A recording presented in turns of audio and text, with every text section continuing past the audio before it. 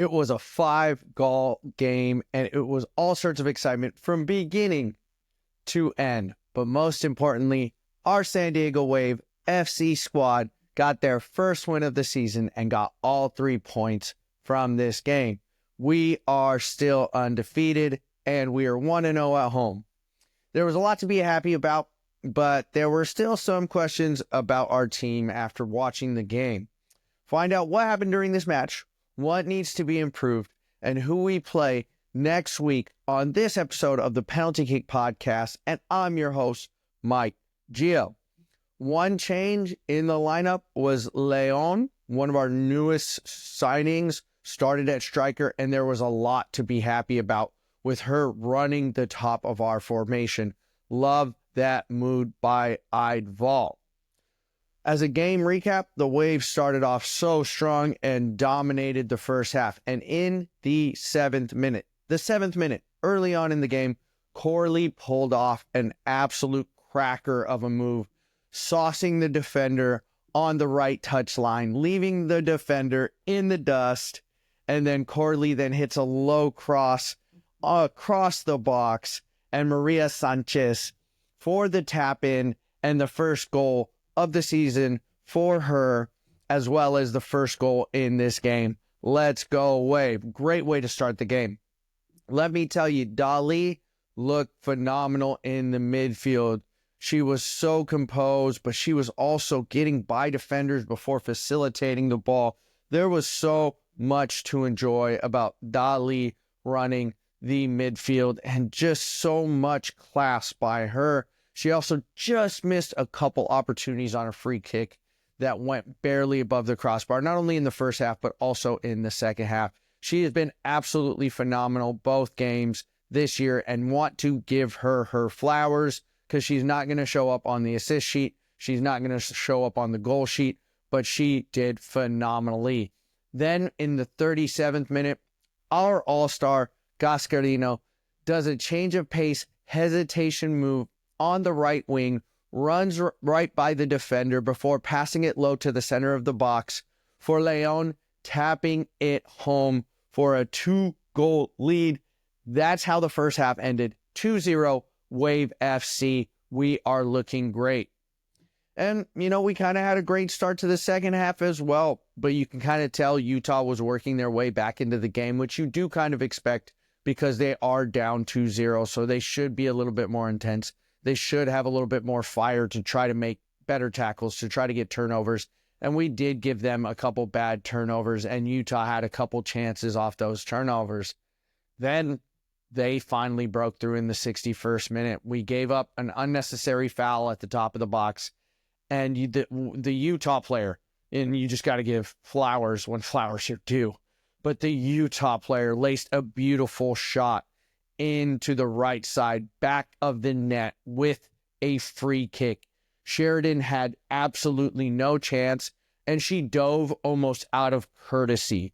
She was so far away from the ball, there was no chance for Sheridan to make that play. Sometimes you just got to give, your applause, and, that was just a great free kick, but that actually brought them back into the game. We still kind of looked really, really good, but prior to that goal in the 61st minute, we controlled the game. We looked great. This was kind of the same thing that happened in our last game against Angel City FC, where we controlled the game, and then Angel City came back and tied the game, and it was a tie game in the end. And guess what? In the 72nd minute, our defense fell absolutely asleep. Utah had the ball and was kind of passing it around, dribbling it near the top of our box in the middle, and then their midfielder slipped a through ball to a Utah attacker. It literally looked like our defenders watched the ball slowly roll by them as they did not track the runner that just ran right past them. So the Utah player gets the ball with only Sheridan left to beat, and that's what they did. They beat Sheridan with the goal 2-2 after controlling the game, and it again reminded me of the last game we played. But thankfully, our attacking was absolutely phenomenal, and we also got a little bit of luck. The keeper for Utah passes it right to Gia Corley in the box, and Corley lasers it into the top left corner for a 3-2 lead. San Diego Wave FC in the 74th minute. And that is how the game ended. Wave FC get a home victory. I said, in my pre-match episode for this game, as well as, the post-match at Angel City game that, I did the post-match to, our offensive players, I think our offense and our midfield are going to look absolutely phenomenal. I think both those positions looked great in the first game, even though it was their first, preseason game and a little was shaky. I thought we looked really, really good this game in midfield and attacking, and that obviously showed up in the score line and showed up on tape everywhere. But I also mentioned in those episodes that our defense is probably going to be the most worrisome part of our team, and that would be the part that needs probably the most improvement, the most coaching. But we controlled both games and we let those teams come back in, and that really does worry me, because that kind of shows that you're not 100% locked in, that you kind of lose focus throughout a game, and the defense just needs to be much better to not allow teams to come back after you have a lead. We were up 1-0 in the Angel City FC game. That game ended 1-1. We were up 2-0 this game, and Utah came back to tie it 2-2 prior to us then scoring the game-winning goal. But again, that is something we're going to have to keep tabs on. We're going to need to see what Eidval does to continue coaching these ladies up. Again, it is a brand new team, brand new coach, so many new players, new president, only 2 games into the season.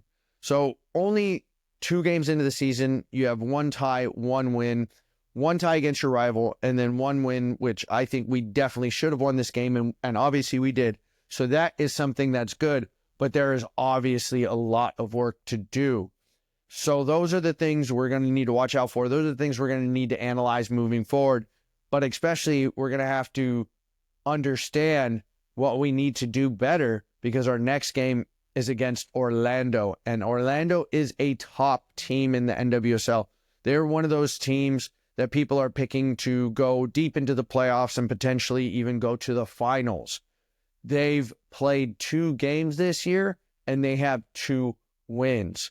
So I can't wait to break down Orlando as a team, to see how they match up against us, to see where maybe some weaknesses are that we could take advantage of. So I can't wait to do the pre-match analysis. That's going to be really, really fun for me to see how we can take that game, to see how we can continue to stay unbeaten. And I cannot wait to catch that game this coming Saturday early in the morning. I believe it is 9 a.m. at Pacific Standard Time. But also, one last thing. If you watched the prior episode, I did say I was going to be doing a giveaway. This giveaway is absolutely free. It has nothing to do with YouTube or sponsored by YouTube or anything like that. It is all me. I'm going to be giving away my 2 season tickets for the April 12th San Diego Wave FC game completely for free. I'm drafting the rules right now. I'm also going to tell you how to sign up, and that is going to come on my next episode in the pre-match analysis. So please stay tuned. I really want to make sure my community feels the love that y'all are giving me. I want to give that love back. So thank you again so much for supporting this channel. Thank y'all again so much for watching this. Love doing the Wave FC content. I know I'm not getting tons of views on the Wave FC content, but I really don't care, because I think this is just so important. I really, really want to grow the women's game, because the women are absolutely balling out. I love my Wave FC. So y'all have a good one. Can't wait to bring y'all the Orlando pre-match analysis, and y'all have a good rest of the night.